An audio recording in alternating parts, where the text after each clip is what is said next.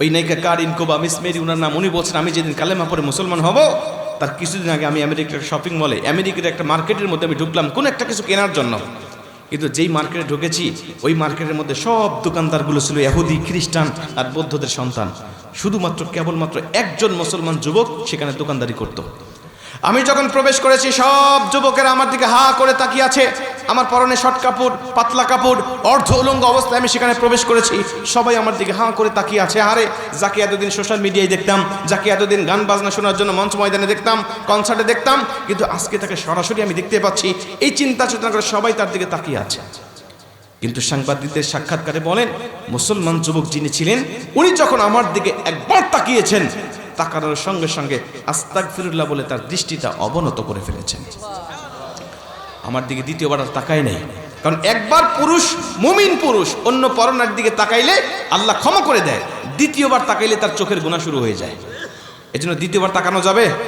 যুবক ভাই, প্রথমবার তাকাবেন আল্লাহ ক্ষমা করে দিবে, কিন্তু দ্বিতীয়বার তাকাইলে চোখের জেনা শুরু হবে। এখন বলবেন হুজুর তাহলে প্রথমবার তাকাবো তো তাকাবই, দ্বিতীয়বার আর তাকানোর প্রয়োজন হবে না, প্রথমবার তাকাবই তার নজরই ফেলাবো না, তাইলে গুনাহ আছে না নাই? ইচ্ছাকৃতভাবে একবারও তাকাতে পারবেন না।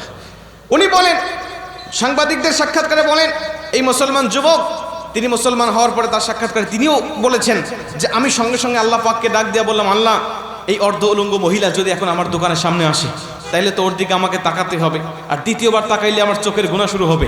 আল্লাহ আজকে আমার বেচা কিনা হোক অথবা না হোক আমার কোনো আপত্তি নেই, শুধু এই নায়িকা, এই অর্ধ উলঙ্গ নায়িকা, সুন্দরী নায়িকা যেন আমার দোকানের সামনে না আসে, আল্লাহ শুধু তুমি সেই ব্যবস্থাটা করে দাও। উনি বলেন আল্লাহ পাকের কাছে আমি দোয়া করলাম, আল্লাহ পাকের কাছে দোয়া করে আমি মনে মনে নিয়ত করলাম এখন যদি আমার দোকানের সামনে এসেই পড়ে তাইলে আমার কি হবে, আমার যতটুকু শক্তি আছে, আমার যতটুকু বুদ্ধি আছে আমি একটু কাজে লাগাই। উনি বলছে আমার একটা অভ্যাস ছিল, প্রতিদিন আমি পবিত্র কোরআনের তেলাওয়াত শুনতাম আমার দোকানের মধ্যে, আমি সব সময় তেলাওয়াত চালু করে রাখতাম, আস্তে আস্তে বাঁচত, আর সারাদিন আমি গুনগুন করে তেলাওয়াত করতাম আর বেচা বিক্রি করতাম। জোরে কোন সুবহানাল্লাহ।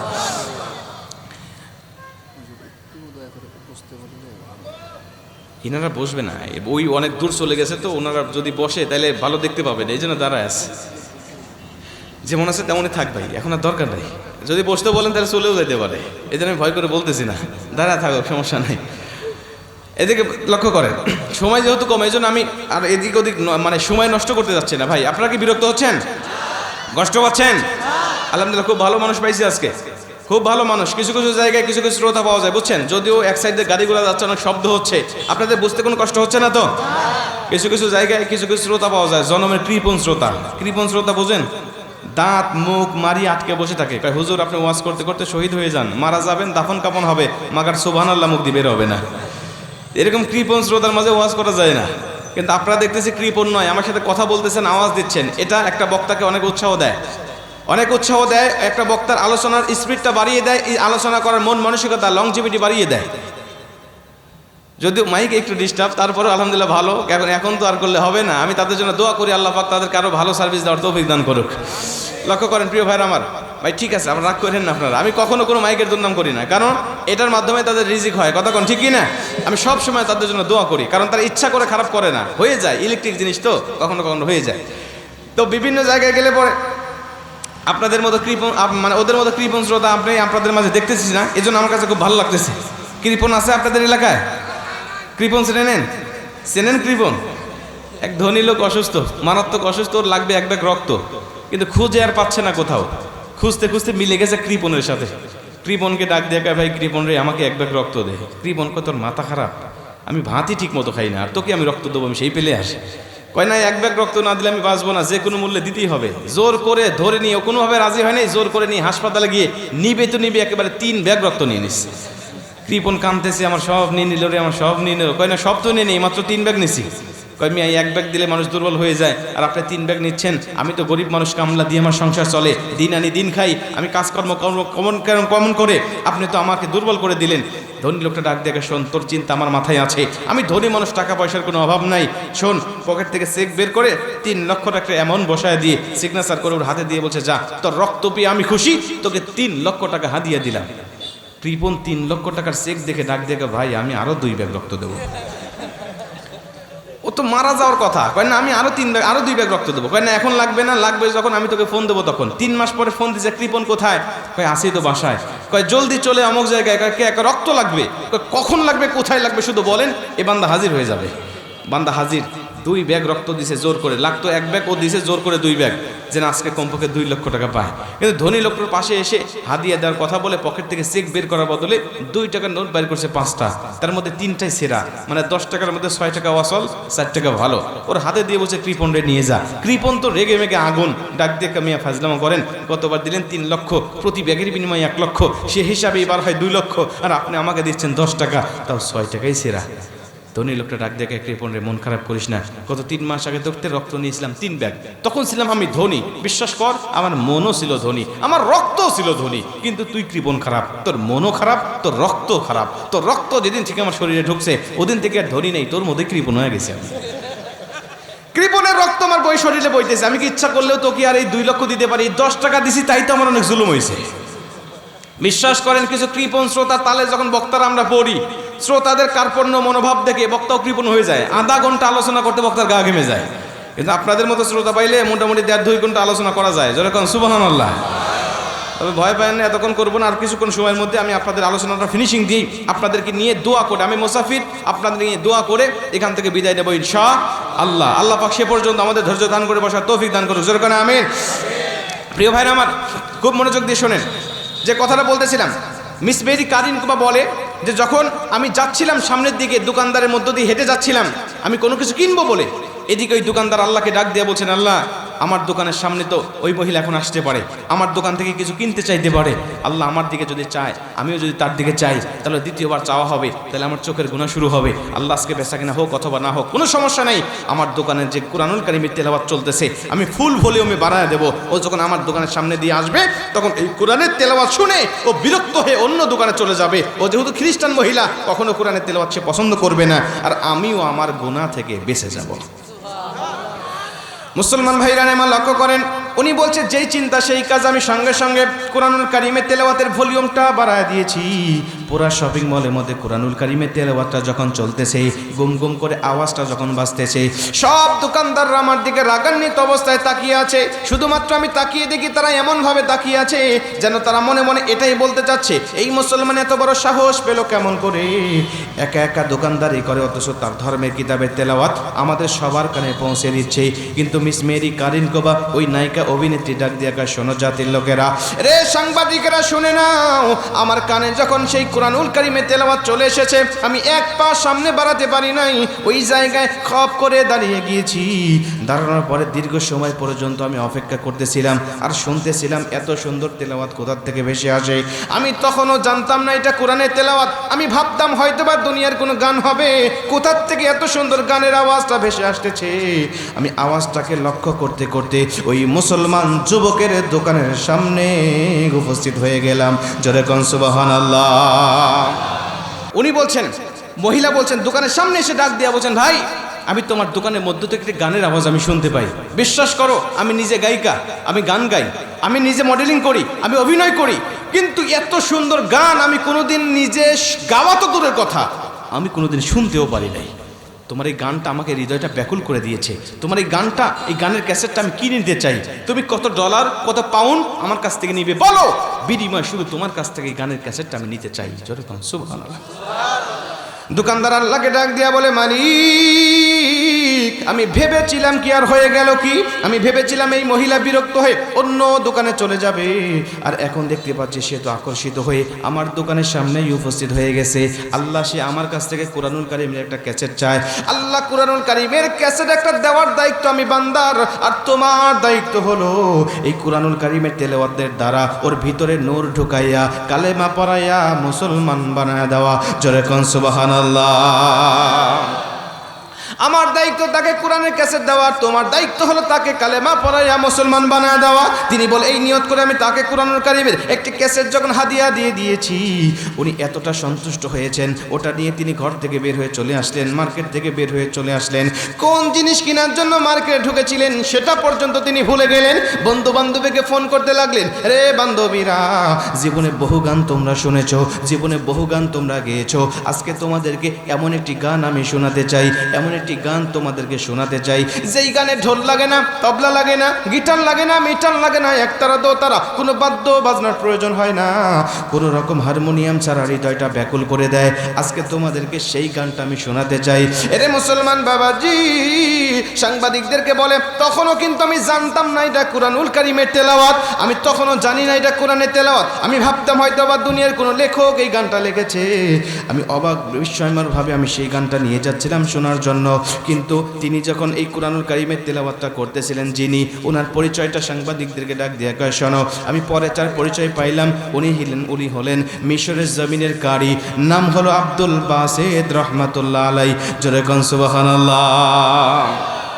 নাম শুনেছেন আপনারা? তেলাওয়াত শুনেছেন আপনারা? যারা শুনেছেন তারা তো জানেন আল্লাহ পাক তাকে কেমন কণ্ঠদান করেছিল, আল্লাহ পাক তাকে এতটা সুর দিয়েছিল। উনি বলে, আমি যখন কোরআনের তেলাওয়াত করতাম, বিধর্মীরা আসতো আমার তেলাওয়াতে, আর আলোচনা তেলাওয়াত শেষে আমার হাত থেকে শত শত বিধর্মী কালেমা পড়ে মুসলমান হয়েছে। উনার ইতিহাস আমি পড়েছি। উনি যখন দুনিয়া থেকে চলে যাচ্ছিলেন তখন সূরা দোহা তেলাওয়াত করতেছিলেন, এক নিঃশ্বাস, লম্বা নিঃশ্বাসে তেলাওয়াত করতেন উনি। আজও পর্যন্ত উনার মতো রেকর্ড, লম্বা নিঃশ্বাসের রেকর্ড কোনো কারি ভাঙতে পারে না। উনি যখন তেলাওয়াত করতেছিলেন সূরা দোহা, আউযু বিল্লাহি বিসমিল্লাহ থেকে টান দিয়ে এক নিঃশ্বাসে তেলাওয়াত করতেছেন, করতে করতে লাস্টের আয়াতে আম্মা বিনিআমাতি রাব্বিকা ফাহাদ্দিস, এই ফাহাদ্দিস বলার সময় তার গলার কণ্ঠনালী ছিঁড়ে তিনি তাৎক্ষণিক দুনিয়া থেকে বিদায় নিয়ে চলে যায়। আল মাউতু আলা আমালিন সালেহ, নবী বলে, ভালো ভালো কাজ করা অবস্থায় মারা গেলেই সরাসরি সে জান্নাতে মরণ পায়। আমরা দোয়া করি আল্লাহ তাকে জান্নাতের সর্বোচ্চ মাকাম দান করুক। জোরে কোন আমিন। কারি আব্দুল বাসেতের ইতিহাস পড়তে গিয়ে আমি একটা চমৎকার একটা তথ্য পাইছি। ওনাকে একবার সাংবাদিক প্রশ্ন করেছিল, কারি আব্দুল বাসেত, শুনেছি তোমার নবীর উপরে নাজিল হওয়া যত মুআজিজা ছিল, সবচাইতে বড় মুআজিজা, আকর্ষণীয় মুআজিজা, সবচাইতে শ্রেষ্ঠ মুআজিজার নাম হলো 30 পারা আল কোরআন। এটা তো আপনারা জানেন। সবচাইতে বড় মুআজিজার নাম কি?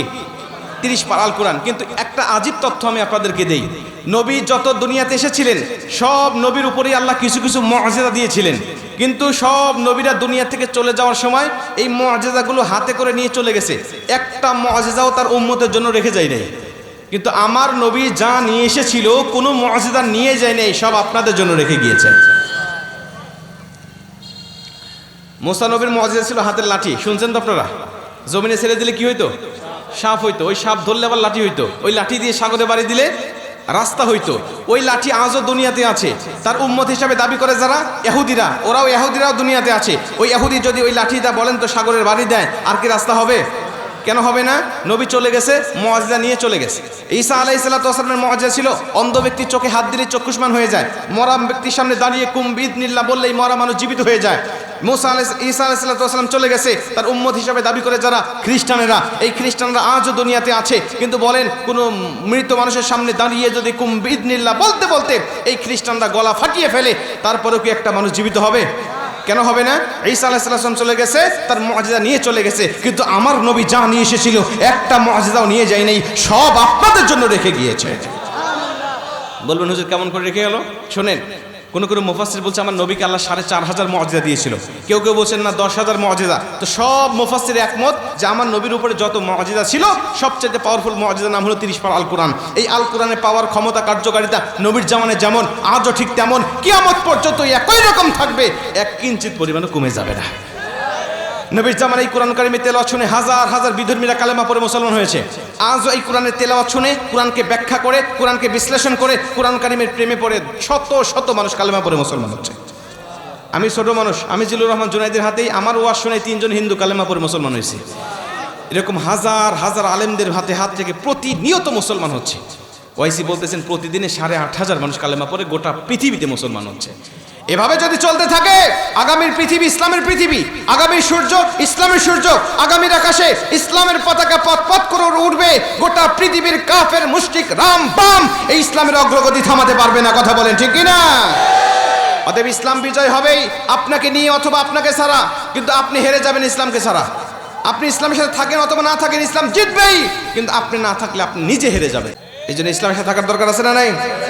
আচ্ছা, লক্ষ্য করেন কারি আব্দুল বাসেতের জীবনী আমি একটা ছোট্ট একটি ঘটনা জানতে পারলাম যে ওনাকে একবার সাংবাদিকরা প্রশ্ন করেছিল যে তোমরা বড় কোরআন নাকি শ্রেষ্ঠ মুআজিজা তোমার নবীর উপরে নাজিল হওয়া, কিন্তু এই কোরআনের মুআজিজা কি তুমি কখনো চোখে দেখেছো নাকি শুনে শুনে বিশ্বাস করো?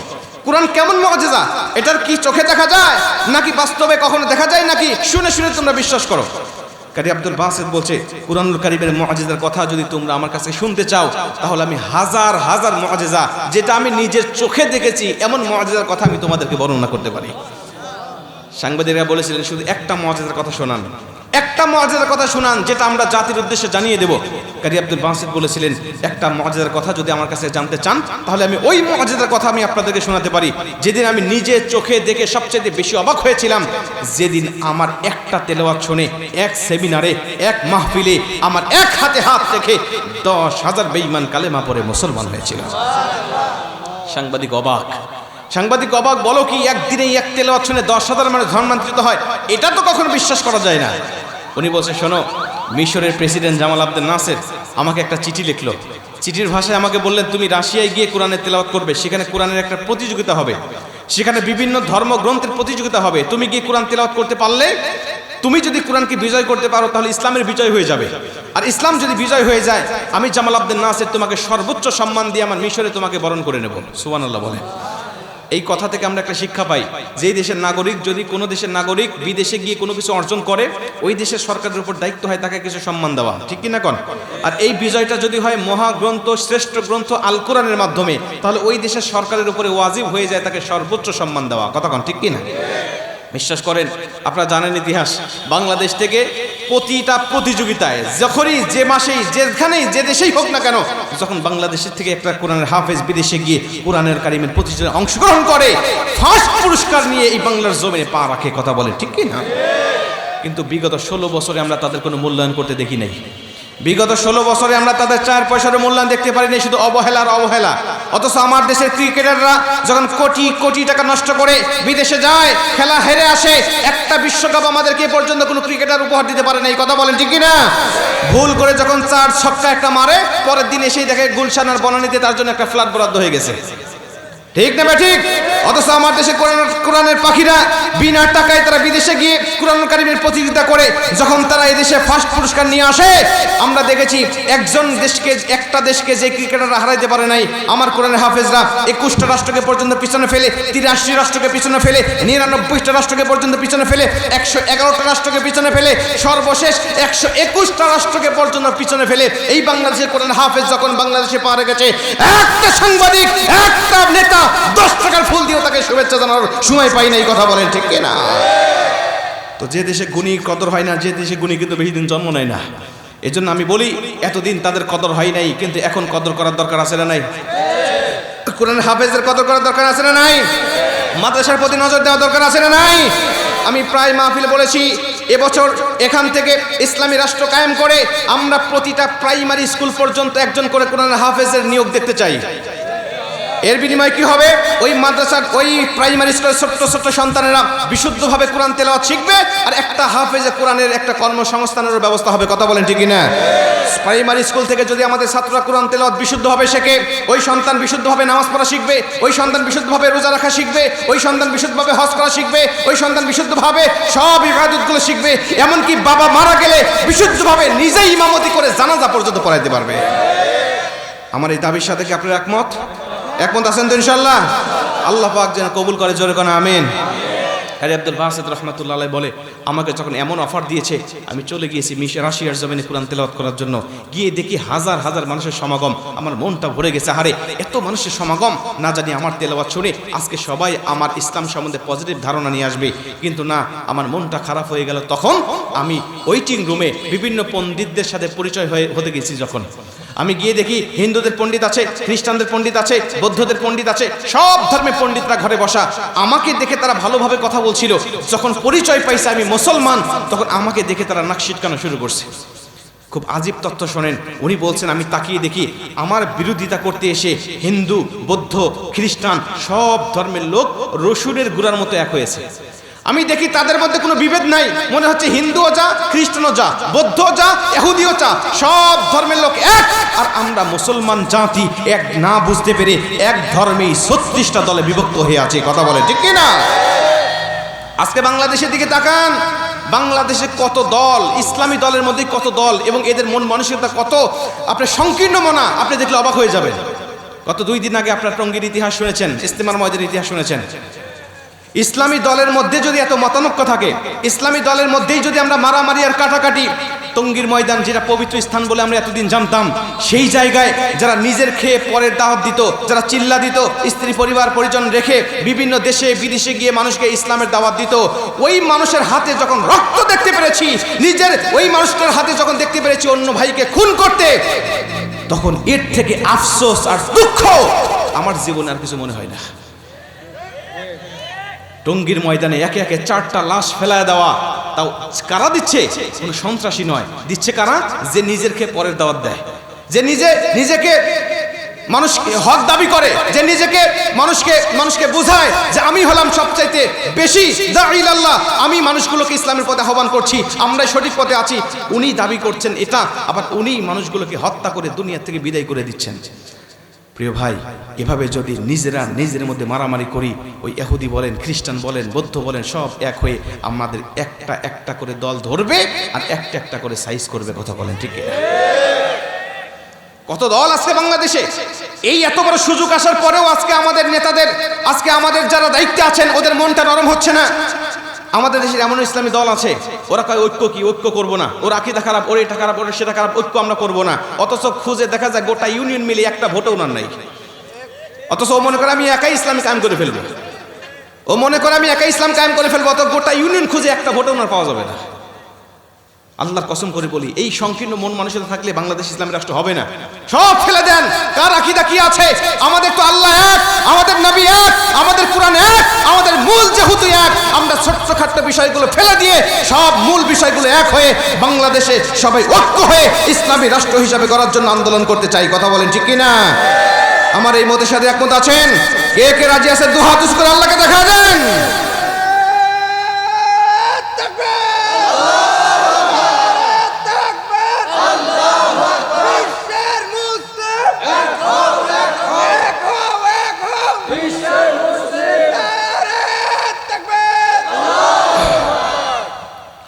আমি এবছর খানায় কাবার গিলাপ ধরে আল্লাহর কাছে কেঁদে কেঁদে দোয়া করে আসছি, আল্লাহ কোরআন দিয়ে রাষ্ট্র চললে কেমন দেখা যায়, শুধু বাংলাদেশের মুসলমানকে তুমি একবার দেখার তৌফিক দান করো, শুধু একবার দেখার তৌফিক দান করো যে কোরআন দিয়ে রাষ্ট্র চললে কেমন দেখা যায়। এই হতভাগা জাতি এ পর্যন্ত দেখতে পারে নাই। কথা কোন ঠিক কিনা?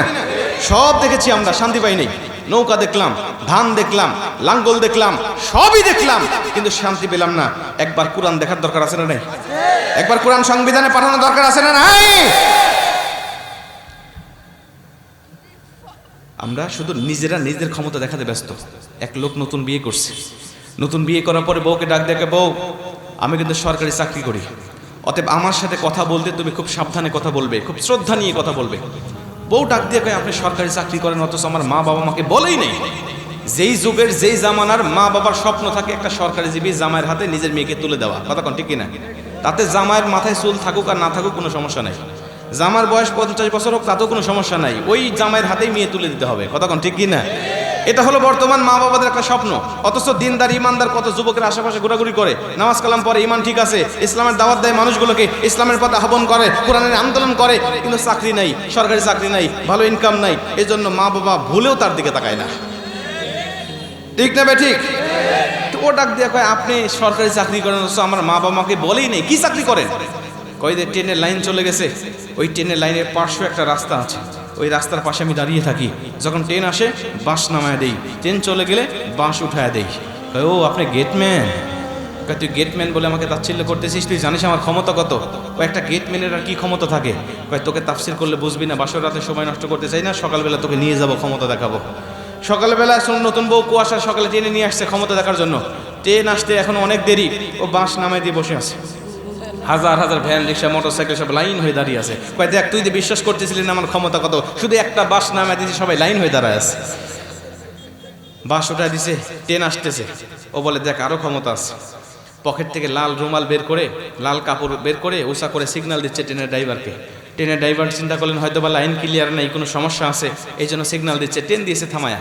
ও ডাক দেখে, দেখ তুই যে বিশ্বাস করতেছিলি না ক্ষমতা কত, শুধু একটা কাপড় উষা করছি, ট্রেনের মধ্যে একটা গাড়িও দাঁড়ায় গেছে। ও আচ্ছা, আপনার তো অনেক ক্ষমতা। ট্রেনের ড্রাইভার এসে ডাক দেখে, ভাই কোনো সমস্যা? কয়, না ভাই কোনো সমস্যা নাই, আমার বউ বিশ্বাস করতেছিল না আমার ক্ষমতা কত, এই জন্য একটু ট্রেন থামায়া ক্ষমতা দেখাইলাম। ট্রেনের ড্রাইভার তো রেগে মেগে আগুন, ডাক দেখে, আমি ফাইজলামো করো, কত গুরুত্বপূর্ণ মানুষ বসে আছে ট্রেনের মধ্যে, তারা গন্তব্যে যাবে, আর তুমি ট্রেন থামিয়ে বউ খুশি করতেছো, এই বলে দিয়েছে এক থাপ্পড়। বউ ডাক দেখে, ওগো তুমি একটা বাস নামায় দিলে হাজার হাজার ভ্যান রিক্সা মোটরসাইকেল দাঁড়িয়ে যায়, বুঝলাম। তুমি একটা কাপুরুষা করলে ট্রেনের মধ্যে একটা গুরুত্বপূর্ণ যানবাহন দাঁড়িয়ে যায়, তাও বুঝলাম, কিন্তু এই লোকটা তোমাকে চর মারলো কেন, এটাই তো বুঝলাম না। ও ডাক দেখে, বউ তুমি এটা বুঝলে না, এতক্ষণ আমি দেখালাম আমার ক্ষমতা, আর এখন ও দেখাইলো ওর ক্ষমতা। বিশ্বাস করেন ভাই, যদিও হাসির চলা হয়, এখানে শিক্ষা আছে। আজকে যেই দল সরকারে আসে, ওই দল জনগণের উপরে ক্ষমতা দেখায়, এরপরে বিরোধী দল যখন ক্ষমতায় যায়, ও আবার এই জনগণের উপরে ক্ষমতা দেখায়।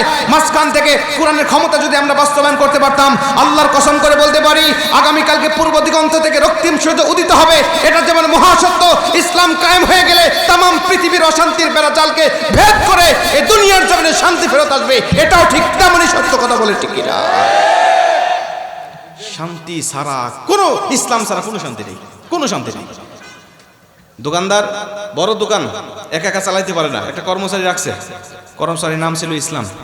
ওই দোকানদারের একটা সুন্দরী মেয়ে ছিল, ওর নাম হলো শান্তি। দোকানদার বুঝতে পারছে যে আমার ইসলাম, কর্মচারী ইসলাম আর আমার মেয়ে শান্তির মধ্যে একটা প্রেমের সম্পর্ক তৈরি হয়ে গেছে, কারণ ইসলাম যেখানে শান্তি সেখানে। দোকানদার বুঝতে পারলো, যখন ইসলামের পিঠ মুড়া দিয়ে বাঁধলো, তখন শুধু বাঁধে না, গিরায় গিরায় মারে। শেষ পর্যন্ত চাকরিটাও দিল ক্যান্সেল করে। ইসলাম কয়, এই আধুনিক যুগে, ডিজিটাল যুগে প্রেম করার অপরাধে তুমি আমার চাকরি দিলে ক্যান্সেল করে। দোকানদার শুনে রেখো ভালো করে, তোমার মেয়েকে ঘর ছাড়া করবো 2 দিনের ভিতরে। 2 দিনের মধ্যে ফোন দিয়ে বলছে, শান্তি কোথায়? কয় আসি তো বাসায়। কয় জলদি চলে এসো অমুক জায়গায়, এই ইসলাম তোমাকে নিয়ে সুখের ঘর বাঁধতে চায়। ইসলামের ফোন পেয়ে শান্তি মানে দৌড় দিয়েছে গাট্টি বুসকা বেঁধে। ইসলামের সাথে শান্তি যখন সুখের ঘর বাঁধার পরিকল্পনা করছে, এদিকে দোকানদার সারাদিন দোকানদারি করা শেষে ঘরে এসে দেখে তার স্ত্রী আছে, অন্যান্য সন্তানেরা সকলেই আছে, কিন্তু তার একমাত্র মেয়ে শান্তি নাই। চিল্লাফাল্লা শুরু করে দিচ্ছে, আমার শান্তি গেল কোথায়, আমার শান্তি গেল কোথায়? পাড়া প্রতিবেশী দৌড়ি সে ডাক দেখে, দোকানদার চিল্লাও কেন?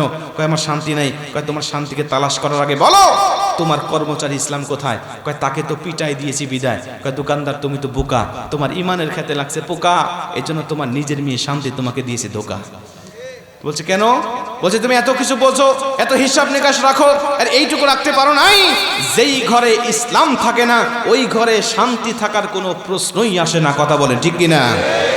শান্তি যদি পেতে চাও, ইসলামের চাকরি তুমি বহাল তবিয়তে নিয়ে আসো, ইসলামের চাকরি তুমি আমার ফেরত নিয়ে আসো, তোমার ঘরের মধ্যে ইসলামকে নিয়ে আসো। তোমার ঘরে যদি ইসলাম থাকে, শান্তি দেখবে ইসলামের পাশ চলে এসেছে, শান্তি আর কোথাও যাবে না। কথা কোন ঠিক কিনা? এই জন্য শান্তি যদি পেতে চান, ইসলামের বিকল্প আছে ভাই, জোরে বলেন ইসলামের বিকল্প আছে। ইসলাম মানেন অটোমেটিক শান্তি আপনার দেশ ভরপুর হয়ে যাবে। আল্লাহর কসম, ইসলামী হুকুমত যদি কায়েম হয়ে যায়, এই মুসলমান যেমন শান্তিতে থাকবে, হিন্দু বলেন, খ্রিস্টান বলেন, বৌদ্ধ বলেন, সবাই এই দেশে নিরাপদে নিবৃত্তি থাকবে। কথা বলেন ঠিক কিনা? অনেকে ভুল বোঝায়, কয় ইসলাম কায়েম হয়ে গেলে সমস্যা হবে, নারীদের সমস্যা হবে, বিধর্মীদের সমস্যা হবে। আরে পাগলা, মদিনা সনদের দিকে তাকাও, আমার নবীর ইতিহাসের দিকে তাকাও, খোলাফায়ে রাশিদের দিকে তাকাও, ইসলামী দেশটা কিভাবে চলেছে। কথা বলেন ঠিক কিনা? কারি আব্দুল বাসিত রহমাতুল্লাহ আলাইহি বলছেন, আমাকে বলা হলো, সবাই আমাকে দেখে নাক সিটকাচ্ছে, আমি মূল আয়োজন শুরু করতে যাব, তেলাওয়াত করব। আমার হাজার হাজার দর্শক দেখে আমার মনটা খুশি, আরে এত মানুষের মাঝে তেলাওয়াত করে ইসলামটাকে আজকে বিজয় করব। হঠাৎ তাকিয়ে দেখি মঞ্চ থেকে পরিচালক মণ্ডলী ঘোষণা করতেছে, এখন আমাদের মূল আয়োজন শুরু হবে, সব ধর্মের পণ্ডিতরা উপস্থিত হয়েছে, সবার ধর্মের তেলাওয়াত আমরা শুনবো, আর আমাদের বিচারকরা রায় দিবে কোন ধর্মের তেলাওয়াতটা শ্রেষ্ঠ বলে মনে হয়, কোন ধর্মের কিতাবটা আসমানি বলে মনে হয়, তারা রায় দিবে, আর এই রায় অনুযায়ী আমরা কাজ করব। সঙ্গে সঙ্গে কারি আব্দুল বাসিত বলছে, আমার মনটা খুশি হয়ে গেল, আজকে তেলাওয়াত করে আমার কোরআনকে বিজয় করে ইসলামটাকে বিজয় করব। কিন্তু আমার মনটা খারাপ হলো, তখন ওই পরিচালক ঘোষণা করতেছে, আমরা সব পণ্ডিতকে একই রকম সময় দিব না, যে ধর্মের গুরুত্ব বেশি তাকে সময় দেব বেশি, যে ধর্মের গুরুত্ব কম তাকে আমরা সময় দেব কম। আমরা খ্রিস্টানকে 10 মিনিট পর্যন্ত সময় দেব, তার বাইবেল থেকে সে তেলাওয়াত করে করে আমাদেরকে শোনাবে। আমরা হিন্দুকে 8 মিনিট পর্যন্ত সময় দেব, সে তার গীতা থেকে তেলাওয়াত করে করে শোনাবে। সব ধর্মের টাইমগুলো যখন এইভাবে বন্টন করতেছে, কারি আব্দুল বাসিত বলে, আমি ভেবেছিলাম সবার থেকে আমাকে একটু বেশি সময় দিবে, কেন আমি লম্বা লম্বা নিঃশ্বাস নিয়ে তেলাওয়াত করি, কিন্তু না, কি অবাক করা বিষয়, আমি তাকিয়ে দেখি সবার থেকে আমার সময়টা কম করে ওই পরিচালক ডাক দিয়ে বলছে, মুসলমানের পক্ষ থেকেও একটা পণ্ডিত এসেছে, তার নাম কারি আব্দুল বাসিত, আর তার কিতাবের নাম আল কুরআন, তাকেও সময় দিতে হবে, কিন্তু বেশি সময় দিয়ে মূল্যবান সময়টা নষ্ট করতে চাই না, তাকেও সময় দেব ঠিক, কিন্তু বেশি নয়, মাত্র 2 মিনিট। কারি আব্দুল বাসিত বলছে, রে জাতির লোকেরা, সাংবাদিকেরা শোনো, যখন 2 মিনিটের কথা আমি শুনেছি, আমার হৃদয়টা ভেঙে চৌচির হয়ে গেছে, কারণ আমার আল্লাহ আমাকে এত লম্বা নিঃশ্বাস দিয়েছিল যে আমি এক নিঃশ্বাসে 2 মিনিটের উপরে তেলাওয়াত করতে পারতাম। তার মানে আমি বুঝতে পারলাম আমাকে এক নিঃশ্বাস পর্যন্ত সময় তারা দিল না, তার মানে আমাকে অপমান করতে চায়, আমাকে নিয়ে চক্রান্ত তারা তৈরি করেছে। কিন্তু আমি আল্লাহ পাকের উপরে ভরসা রেখেছিলাম, আল্লাহকে বলেছিলাম আল্লাহ কোরআন নাজিল করেছে তুমি, হেফাজতের দায়িত্ব তুমি নিজের হাতে রেখেছো, আল্লাহ তুমি যদি কোরআনের মানকে ওসা করো দুনিয়ার কোনো নাস্তিক মোরতাদ রাম বাম পারবে না এই কোরআনের মান কিঞ্চিত পরিমাণ খাটো করতে। কথা কন ঠিক কিনা? মুসলমান ভাইরা আমার লক্ষ্য করেন, কারি আব্দুল বাসিত বলে তারপরেও আমার যখন মূল আয়োজনটা শুরু হয়ে গেল, সব ধর্মের পণ্ডিতরা তেলাওয়াত করার জন্য একে একে নাম ডাকা হচ্ছে, আর সবাই গিয়ে গিয়ে জাস্ট টাইমে তেলাওয়াত করে চলে আসতেছে। আমি সঙ্গে সঙ্গে আমি ভাবলাম যে আমার নামটা যেহেতু পরে ডাকা হয়েছে, তাহলে আমার নামটা সবার শেষে আমাকে তেলাওয়াত করার জন্য সময় দিবে। আমি সেজদায় পড়ে গিয়ে ততক্ষণিক আল্লাহ পাকের কাছে কাঁদতে লাগলাম, আল্লাহকে ডাক দিয়ে বললাম মালিক ও আমার আল্লাহ, তুমি কোরআনটাকে আজকে বিজয় করে দাও, ইসলামটাকে তুমি বিজয় করে দাও, আমি কারি আব্দুল বাসিরকে তুমি বিজয় করে দাও। তিনি বলে আল্লাহ পাকের কাছে ঠিক আমি এভাবেই কান্নাকাটি করতেছিলাম, দোয়া কবুলের যত শর্ত আছে সব শর্তগুলো মেনে মেনে আল্লাহ পাকের কাছে দোয়া করতেছিলাম। কোরআন ও হাদিস থেকে আমি 3টা দোয়া কবুলের পাওয়ারফুল শর্ত পেয়েছি। আল্লাহর কসম করে বলে এই 3টা ফর্মুলা এতটাই পাওয়ারফুল ফর্মুলা, এই 3টা শর্ত মেনে যদি আপনি আল্লাহ পাকের কাছে দোয়া করতে পারেন, আপনি যত বড়ই গুনাহগার হন না কেন, আপনার দোয়াটা যত বড় বড় হোক না কেন, আপনি আল্লাহ পাকের কাছে চাইতে দেরি হবে, আমার আল্লাহ রব্বুল আলামিন ওই দোয়াটা আপনার কবুল করতে দেরি করবে না। জোরে কোন সুবহানাল্লাহ। যত বড়ই কঠিন দোয়া হোক না কেন, যত বড়ই দোয়া হোক না কেন, আল্লাহ পাক আপনার দোয়াটা কবুল করে নেবে। কারি আব্দুল বাসিত বলেন এই 3টা ফর্মুলার শুধু একটা ফর্মুলা যখন আমি মেনে নিলাম, এই ফর্মুলাটা হলো সূরাতুল আরাফের মধ্যে আল্লাহ পাক ডাক দিয়া বলে ওয়ালিল্লাহিল আসমাউল হুসনা ফাদউহু বিহা। রে দুনিয়ার মানুষেরা, যখন তোমরা কোনো কিছু আমার কাছে চাবে, আমি আল্লাহ পাকের কাছে তোমরা দোয়া দুসু করে যখন তোমরা কোনো কিছু চাইবে, যখন তোমরা সেজদায় গিয়ে আল্লাহ পাকের কাছে কোনো কিছু চাইবে, ওয়ালিল্লাহিল আসমাউল হুসনা ফাদউহু বিহা, আমি আল্লাহ পাকের কিছু সিফতি নাম আছে, আমি আল্লাহ পাকের কিছু গুণবাচক নাম আছে, এই নামগুলো ধরে ধরে আমার কাছে চাইতে থাকো। আমি আল্লাহ পাকের সিফতি নাম ধরে যখন কোনো ব্যক্তি আল্লাহর কাছে দোয়া করে, আমি আল্লাহ ওই ব্যক্তির খালি হাতটা কখনোই ফেরত দেই না। জোরে কোন সুবহানাল্লাহ। কারি আব্দুল বাসিত বলেন আমি আল্লাহ পাকের গুণবাচক নাম হাদিসের মধ্যে পড়েছি 99টা। এই 99টা নামের মধ্যে নবী বলেছেন অগণিত নাম রয়েছে যে নামগুলোকে ইসমে আজম বলা হয়। এই নামগুলো ধরে যখন কোনো ব্যক্তি আল্লাহ পাকের কাছে চায়, আল্লাহ পাক তখন তার দোয়াটা কবুল করে নেয়। কারি আব্দুল বাসিত বলে কোনটা ইসমে আজম আর কোনটা ইসমে আজম নয় আমি সেদিকে লক্ষ্য করি নাই, আমি শুরু থেকে নিয়ে 99টা পর্যন্ত ডেকে ডেকে আল্লাহ পাকের কাছে দোয়া করতেছিলাম এভাবে। আমি আল্লাহকে ডাক দেয়া বললাম আল্লাহ তুমি তো সেই আল্লাহ যিনি হুয়াল্লাহুল্লাযী লা ইলাহা ইল্লাহু আর রহমানুর রহিমুল মালিকুল কুদ্দুসুস সালাম আল মুমিনুল মুহাইমিনুল আজিজুল জব্বারুল মুতাকাব্বির আল খালিকুল বারিউল মুসাফফিরুল গফফারুল কাহারুল ওয়াহাবুর রাজ্জাকুল ফাত্তাহুল আলিমুল কবিদুল বাসিত আল খাফিদুর রাফিউল মুইজ্জুল মুজিল্লুস সামিউল বাসিরুল হাকামুল আদালুল লতীফুল খাবির আল হালিমুল আযীমুল গফুরুশ শাকুরুল আলিয়ুল কবিরুল হাফিজুল মুকিতুল হাসিবুল জালিলুল করিমুল রাকিবুল মুজিবুল ওয়াসি আল হাকিমুল ওয়াদুদুল মাজিদুল বাঈতুশ শাহীদ الحق الوكيل القوي المتين الولي الحميد المحسن المبدئ المعيد المحيي المميت الحي القيوم الوجيد المجيد الواحد الاحد الصمد القادر المقتدر المقدم المؤخر الاول والاخر والظاهر والباطن الوالي المتعالي البر التواب المنتقم العفو الرؤوف المالك الملك ذو الجلال والاكرام المقسط المغني المانع الضر النافع النور الهادي البادئ الباقي الوارث الرشيد الصبور جركن الله اكبر আর জোরে কোন আল্লাহু আকবার। কারি আব্দুল বাসিত বলে এই 99টা নাম ধরে যখন আমি আল্লাহ পাকের কাছে দোয়া করেছি, আল্লাহর কসম করে বলি সাংবাদিকরা শোনো, কোরআনের মুআজিজা আমার নিজের চোখে আমি কেমন করে দেখলাম। আমি তাকিয়ে দেখি সব পণ্ডিতের তেলাওয়াত যখন শেষ হয়ে গেছে, আমার নামটা ধরে ধরে যখন ওই পরিচালক আমাকে ডাকতেছে, আমি তড়ি ঘড়ি করে উঠে চলে গেছি তেলাওয়াত করার জন্য। আমি সেখানে গিয়ে দেখি ওই পরিচালক আমাকে আবারও ডাক দেয়া কয় রে কারি আব্দুল বাসিত আমরা কিন্তু তোমার জন্য 2 মিনিট সময় বরাদ্দ করেছি, এই 2 মিনিট পরে কিন্তু আমাদের অনুষ্ঠান শেষ হয়ে যাবে, আমরা অনুষ্ঠান একেবারে শেষ পর্যায়ে চলে এসেছি। 2 মিনিট শেষ হলেই আমরা অনুষ্ঠানটাকে ক্লোজ করে কোন ধর্মের কিতাবটা ফার্স্ট হলো আমরা তাকে রায় প্রকাশ করে দেব। কারি আব্দুল বাসিত বলে আমাকে যখন আবারও 2 মিনিটের কথা স্মরণ করা দিল, শুধু স্মরণ করা দিয়েছে তা নয়, আমাকে বলে 2 মিনিট পরে তোমাকে একটা সিগন্যাল দেওয়া হবে, সিগন্যাল পাওয়ার সঙ্গে সঙ্গে তুমি তেলাওয়াতটা বন্ধ করবে, কিন্তু সিগন্যাল পাওয়ার পরেও যদি তেলাওয়াত তোমার বন্ধ না হয় তোমার মাইক্রোফোনটা আমরা বন্ধ করে দেব। মাইক্রোফোনটা বন্ধ হয়ে গেলে তোমার তেলাওয়াত আর কেউ শুনতে পাবে না, তোমাকে ডিসকোয়ালিফাই ডিসকোয়ালিফাই করে অপমানিত করে তোমাকে মঞ্চ থেকে আমরা নামাবো। কারি আব্দুল বাসিত আল্লাহকে ডাক দেখা, মালিক আমাকে যদি 2 মিনিট পরে মাইক্রোফোনটা বন্ধ করে দেয়, এ জাতিকে কোরআন শুনিয়ে তৃপ্তি দিতে পারবো না। আল্লাহ আমাকে ডিসকোয়ালিফাই করুক, আমার কোনো আপত্তি নাই, আমাকে ফেল বলুক, তাতেও কোনো আপত্তি নাই, কিন্তু এই জনগণকে আমি দীর্ঘ সময় ধরে কোরআনুল কারীমের তেলাওয়াতটাকে শোনাতে চাই। যেরকম সুবহানাল্লাহ। জনগণ বিচার করবে কোন ধর্মের কিতাবটা শ্রেষ্ঠ বলে মনে হয়, জনগণ বিচার করবে কোন ধর্মের কিতাবটা আসমানি বলে মনে হয়, কিন্তু 2 মিনিট তেলাওয়াত করলে তো তাদেরকে আমি বোঝাতে পারবো না। আল্লাহ তোমার কাছে শুধু একটা মাত্র আমার চাওয়া থাকবে, আল্লাহ মাইক্রোফোন চালুটা শুধু রেখে রাখাও। আল্লাহ মাইক্রোফোন চালু থাকবে যতক্ষণ এই বান্দা কুরআনুল কারীমের তেলাওয়াতে জনগণকে শোনাতেই থাকবে ততক্ষণ। আল্লাহ শুধু তারা যেন মাইক্রোফোনটা বন্ধ না করতে পারে এই ব্যবস্থাটুকু তুমি করে দাও। কারি আব্দুল বাসিত বলে, আমি তেলাওয়াত করার আগে আল্লাহ পাকের কাছে পরামর্শ চাইলাম, আল্লাহ কোন সূরা থেকে তেলাওয়াত করলে ভালো হবে, একটুখানি তুমি আমাকে পরামর্শ দাও। এ মুসলমান বলেন, কোন মুমিন যখন আল্লাহ পাকের কাছে পরামর্শ চায়, আল্লাহ পরামর্শ দেয় নাকি দেয় না?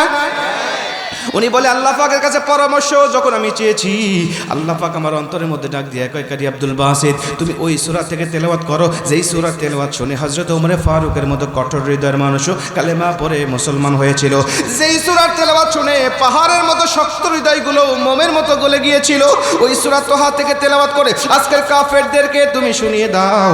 কারি আব্দুল বাসিত রাহমাতুল্লাহ আলাইহি বলে, জাতির লোকেরা শোনো, আমি যখন শুনতে পারলাম, বুঝতে পারলাম সূরা তোহার ইঙ্গিত আল্লাহ পাক আমাকে দান করেছে, আমি সূরা তোহা তেলাওয়াত করার শুরু করে দিলাম। আল্লাহ পাক আমাকে যত কণ্ঠ দিয়েছিল, আল্লাহ পাক আমাকে যত সুর দিয়েছিল, সব সুরগুলোকে উজাড় করে, সব শক্তিগুলো একত্রিত করে জীবনের শেষ তেলাওয়াত মনে করে আমি তেলাওয়াতটা শুরু করে দিয়েছি। আর হালকা করে জনগণের অবস্থাগুলো দেখতেছি, জনগণ আমার তেলাওয়াতের প্রতি আকৃষ্ট হচ্ছে নাকি বিরক্ত হয়ে যাচ্ছে। আমি তাকিয়ে দেখি সব শ্রোতারা আমার দিকে এতটা আকর্ষণের নজরে তাকিয়ে রয়েছে, মনে হচ্ছে তারা হেতাহিত জ্ঞান ভুলে গিয়েছে, মনে হচ্ছে তাদের মন মানসিকতা এই জগতে নেই, অন্য জগতে চলে গেছে। আমি সুযোগটা হাতছাড়া করি নাই, আমি তেলাওয়াত করতেছি, এক নিঃশ্বাস তেলাওয়াত শেষ হয়, অন্য নিঃশ্বাস আমার তেলাওয়াত শুরু হয়ে যায়, এক লাহারে তেলাওয়াত শেষ হয়, অন্য লাহানে তেলাওয়াত আমার শুরু হয়ে যায়। এভাবে তেলাওয়াত করতে করতে করতে ঘড়ির দিকে লক্ষ্য করে তাকিয়ে দেখি 45 মিনিট সময় তেলাওয়াত হয়েছে। একজন পরিচালকও আমার তেলাওয়াতে বাধা প্রদান করে নাই। জোরে কোন আল্লাহু আকবার।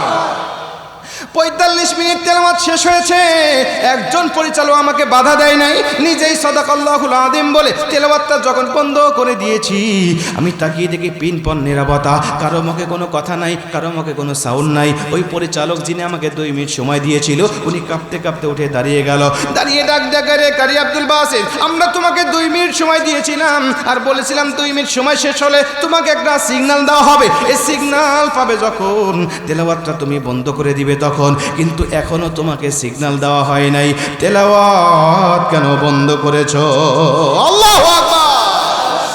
এখনো তোমাকে সিগন্যাল দেওয়া হয় নাই, তেলাওয়াত কেন বন্ধ করেছো? তুমি সিগন্যাল পাবে না যতক্ষণ তেলাওয়াত করতেই থাকো ততক্ষণ। আল্লাহু আকবার। আব্দুল বাসিত বলে, সাংবাদিক করতে হয় তবু কোরআনের পথেই থাকবো, কোরআন কারীমের পথ থেকে এক পা পিছ পা হবে না। কারা কারা দুহাত উঁচু করে আল্লাহকে দেখা দেন?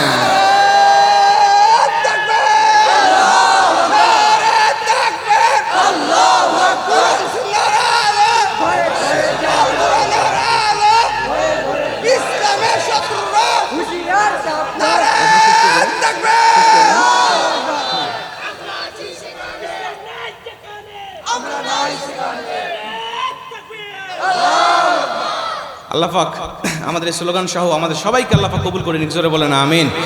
ভাই, কুরআনুল কারীমের পথে থাকলে দুনিয়াতে আপনি শান্তি পাবেন, দুনিয়া থেকে বিদায় নেবেন, আপনার শান্তি শুরু হবে, নতুন করে আপনার শান্তি শুরু হবে। কোরআনের পথে থাকতে রাজি আছেন? কোরআনের প্রতিষ্ঠানগুলোর দিকে নজর দেওয়ার দরকার আছে। আমার সভাপতি ভাইজান এখানে মাদ্রাসার একটা কথা বললেন, না ওই যে ভাইজান বলছিলেন, আচ্ছা সভাপতি উনি আলহামদুলিল্লাহ উনি আমার আগে কথা বলেন, পরিচালনার দায়িত্ব যিনি ছিলেন উনি কথা বলেছেন, মাদ্রাসার কথা বলেছেন। আপনারা এই মাদ্রাসার দিকে সুদৃষ্টি দিতে রাজি আছেন তো? ইনশাআল্লাহ রাজি আছেন? ভাই, মাদ্রাসার প্রতি একটা আলাদা ধারণা ছিল এতদিন, মাদ্রাসার সন্তানরা নাকি ভাত পাইতো না। একটা কথা ছিল আমাদের গ্রামে, একটা স্লোগান ছিল যে মাদ্রাসায় পড়লে ভাত পাওয়া যায় না। আমার নিজের ক্ষেত্রে হয়েছে, আমি আমার মায়ের 7টা মেয়ের পরে একমাত্র সন্তান, আমার 7টা বোন সবে বড়, আমি একমাত্র সন্তান ছোট। তাহলে বুঝতেছেন কেমন সন্তান আমি। তো 7টা মেয়ের পরে যখন আমি হইলাম তখন আমার মা বাবা আমাকে মাদ্রাসায় দিল। আর আমার আত্মীয় স্বজন যারা আছে জেনারেল শিক্ষায় শিক্ষিত, ওরা আমাকে নিষেধ করতে লাগলেন, মাকে নিষেধ করতে লাগলেন, বাবাকে নিষেধ করতে লাগলেন যে 7টা মেয়ের পর একটা সন্তান পাইছো, আর এই সন্তানকে মাদ্রাসায় দিলে এই সন্তান তো ভাত পাবে না। কি পাবে না? ভাত পাবে না। এই এতদিন পরে এসে দেখছি তাদের স্লোগানটাই সত্য হয়েছে, মানে ভাত খাওয়ার সময় আমি পাচ্ছি না। ভাত পাই না বলতে ভাত খাওয়ার সময় আমি পাচ্ছি না। একটা মাদ্রাসার সন্তানদের দিকে তাকান, প্রত্যেকটা মাদ্রাসার যারা ভালোভাবে অধ্যয়ন করতে পেরেছে, যারা এই ইলমটা অর্জন করতে পেরেছে, আল্লাহ পাক তাদের সম্মানে এত দিয়েছে, ভাত খাওয়া তো দূরের কথা, ভাত খাওয়ার সময়ই তারা পায় না। আজকেও ভাত খাওয়ার সময় পাই নেই, আজকেও ভাত খাওয়ার সময় পাই নেই আমি। আল্লাহ পাক এটা তো দুনিয়া সম্মান দিয়েছে, যদি আমি ইসলামের উপরে অটুট থেকে হালালকে হালাল হারামকে হারাম মেনে যদি চলতে পারি, পরকালেও আমাদের সম্মান আছে না নাই? জোরে বলেন আছে না নাই? আমি বলছি না যে যারা জেনারেল শিক্ষায় শিক্ষিত তারা জাহান্নামে যাবে না। অনেক ডাক্তার আছেন যারা কোরআনের হাফেজ, অনেক ডাক্তার, অনেক ইঞ্জিনিয়ার, অনেক ব্যারিস্টার আছেন যারা কোরআনের শিক্ষায় শিক্ষিত এবং আমাদের থেকে ভালো তারা জানে। আছে না নাই? আছে। আপনাকে দেখতে হবে যে আপনি আসলে আপনার মূলটা কি রেখেছেন, আপনার ইমানটা, আপনার আকীদাটা কেমন, এটাই শুধু মূল লক্ষ্য, মূল বিষয়। অনেক ডাক্তার, ইঞ্জিনিয়ার, ব্যারিস্টার আছেন তাহাজ্জুদ নামাজ পর্যন্ত তাদের কাজা হয় না। আছে না নাই? আপনি ইমানটাকে মজবুত করেন, ছোট্টবেলা থেকে কোরআনে রঙিন রঙিন হয়ে যান, হাফেজ হয়ে যান, অথবা কোরআন তেলাওয়াতটা বিশুদ্ধভাবে শিখে নেন। আর আমি তো মনে করি প্রতিটা বাবা মা, আমি গতকালকের মাহফিলে বলেছি যে প্রতিটা বাবা তার সন্তানকে ওসিয়ত করবে যে আমি মারা গেলে তোকেই জানাজা পড়াতে হবে, আমি মারা গেলে সন্তান তোকেই জানাজা পড়াতে হবে। এখন জানাজা পড়ানোর জন্য তোকে কিভাবে যোগ্যতা অর্জন করতে হবে এটা তুই করবি। আমি অন্য কারো জানাজা নেব না, তুই সন্তান, তুই আমার জন্য জানাজা পড়াবি। এই ওসিয়ত যদি করতে পারে, ওই সন্তান কি বিপদে যেতে পারে ভাই? অবশ্যই, কিন্তু সন্তান সঠিক পথে চলবে। এজন্য সন্তান যদি কেঁদে কেঁদে বাবা মার জন্য দোয়া করে, আল্লাহ পাক ওই সন্তানের দোয়া কবুল করে বাবা মাকে আল্লাহ ক্ষমা করে দিবে। কথা কোন ঠিক কি না? এজন্য মাদ্রাসার প্রতি আমরা ধারণা রাখতে রাজি আছি তো ইনশাআল্লাহ? আল্লাহ পাক আমাদের সবাইকে তৌফিক দান করে, জোরে কোনা আমিন। প্রিয় ভাইরা আমার, অনেকক্ষণ আমি আপনাদেরকে কষ্ট দিলাম, কষ্ট পাইছেন আপনারা? বিরক্ত হয়েছেন আপনারা? এখন শেষ করে দিই, অনেক রাত তো হয়ে গেছে।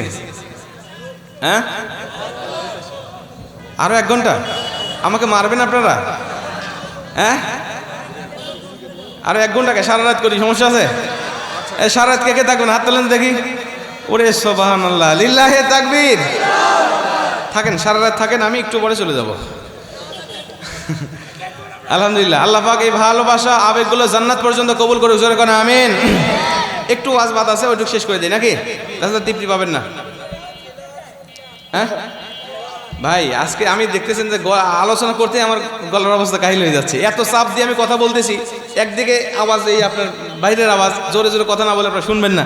খুব চাপ দিয়ে আমি কথা বলি, এত চাপ দিয়ে মানে এবছর আমি কথা বলি নাই, আজকে কিন্তু বলতেছি না ভাই। আবদার করেন না চাচা, আমি আপনাদেরকে আরেকটু কথা বলে দিচ্ছি, আমি যে ফেলে রেখে এসেছি। হ্যাঁ, ফজরের নামাজটা কাজ বলবে।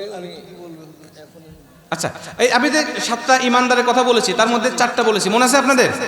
এটা 3টা বাদ দিয়েছে, এটা না বললে তো ওয়াজ ফিনিশিং হইল না, তো এটা ফিনিশিংটা দিয়ে দিই। লক্ষ্য করেন, এদিকে লক্ষ্য করেন প্রিয় ভাই আমার। 4 নম্বরে বলেছিলাম কি, আল মাউতু আলা আমালিন সালিহ, মনে আছে আপনাদের? ভালো কাজরত অবস্থায় মারা গেলে দুনিয়া থেকে সে জান্নাত পেয়ে যাবে। এই তাফসীর মাহফিল আসছেন, ভালো না খারাপ? আপনারা যদি এখানে মরণ হয়ে যায়, আল্লাহর কসম আপনাদের জান্নাতে মরণ হবে। এটা হলো 1 নম্বর, এটা হলো 4 নম্বরে। 5 নম্বরে নবীজি বলছেন, মা মিন মুসলিমিন ইয়ামুতু ইয়াউমুল জুমআতি আও লাইলাতিল জুমআ ইল্লা ওয়াকাহুল্লাহু ফিতনাতাল কবর। নবীজি বলছেন, যেই ব্যক্তি জুমার রাতে আর জুমার দিনে দুনিয়া থেকে বিদায় নিয়ে চলে যায়, আমার আল্লাহ পাক শুধু তাকে জান্নাতি মরণ দেয় তা নয়, ইল্লা ওয়াকাহুল্লাহু ফিতনাতাল কবর, আল্লাহ তার কবরে সব ফিতনা থেকে তাকে মুক্ত করে দেয়। কোন দিন? জুমার দিন আর জুমার রাত। জুমার রাত কোনটাকে বলা হয়? বৃহস্পতিবার দিবাগত রাত্রিতে, আর শুক্রবারের দিন বলা হয় জুমার দিন। এই দিনে মারা গেলে ধারণা রাখবেন সে জান্নাতি। তবে এখন আপনাদের প্রশ্ন আসতে পারে যে হুজুর, আমাদের এলাকার অনেক সুদখোরও জুমার দিনে মারা যায়, অনেক ঘুষখোরও মারা যায়, অনেক বেনামাজিও মারা যায়, যায় নাকি যায় না? যায়। কিন্তু কোনো সুদখোর কি মুমিন হতে পারে, মুসলমান হতে পারে? আল্লাহ নবী এই হাদিসের শুরুতে মুসলমান হওয়ার শর্ত দিয়ে দিয়েছেন। নবীজি বলেছেন, যেই মুসলমান, যেই মুমিন জুমার দিনে জুমার রাতে মারা যাবে, আল্লাহ পাক তাকেই জান্নাতে মরণ দান করবে। সুবহানাল্লাহ। 5 নম্বর। 6 নম্বরে নবীজি বলেন, যেই ব্যক্তি দুনিয়ার থেকে বিদায় নেয় শহীদ হয়ে, জোরে কোন কি হয়ে? শহীদ কাকে বলে? শহীদ কাকে বলে? আল্লাহর রাস্তায় যারা জীবন দিয়ে শহীদ হয়ে যায়, এদেরকে কি বলা হয়? শহীদ বলা হয়ে যায়, এদেরকে বলা হয় শহীদ। শহীদ হলো আল্লাহর রাস্তায় জীবন দেওয়া, এরা হলো সবচেয়ে ভালো শহীদ, মর্যাদাপূর্ণ শহীদ। নবীজি বলেন শুধু আল্লাহর রাস্তায় জীবন দেওয়াকে শহীদ বলা হলে আমার উম্মতের মধ্যে শহীদের সংখ্যা কমে যাবে।